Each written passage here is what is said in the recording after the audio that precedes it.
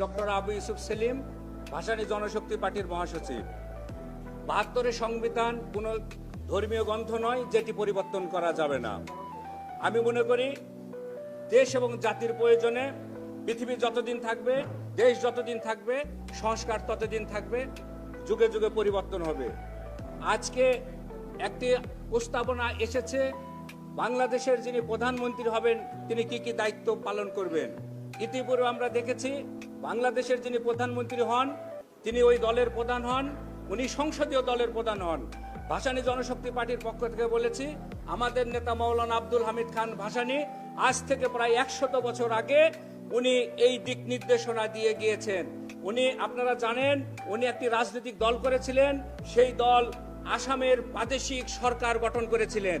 উনি কিন্তু প্রধান মুখ্যমন্ত্রী হননি, উনি ওনার দলের সেকেন্ড ম্যানকে মুখ্যমন্ত্রী বানিয়েছিলেন।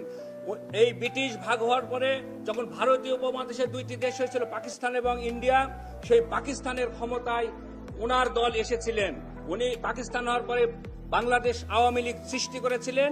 সেই আওয়ামী লীগ ১৯৫৪ সালে নির্বাচনের মাধ্যমে ক্ষমতায় গিয়েছিল বন্ধুরা। তখন মাওলানা ভাসানী ইচ্ছা করলেই প্রধানমন্ত্রী হতে পারতেন।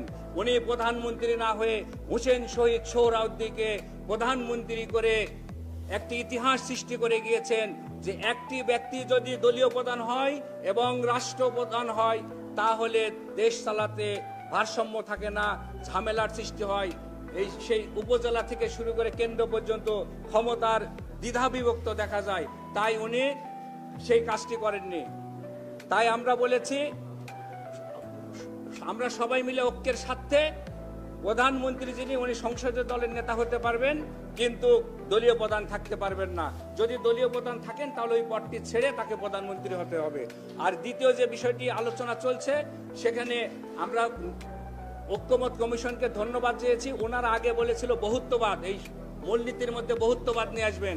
আমরা আগেই প্রোটেস্ট করেছিলাম, ওনারা আজকে সেখান থেকে সরে এসেছেন। ওনারা সে আলোচনার মধ্যে একটি যোগ করেছে ধর্মীয় স্বাধীনতা। আমরা আলোচনার যখন ফ্লোর পাবো তখন বলবো ধর্মীয় স্বাধীনতা মানে এই নয় যেন যে কোনো ব্যক্তি বা দল, যে কোনো মানুষ অন্য ধর্মকে আঘাত করে।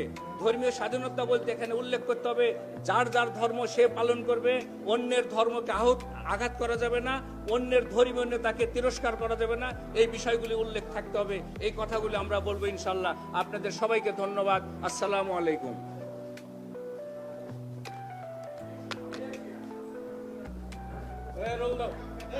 রোল দাও।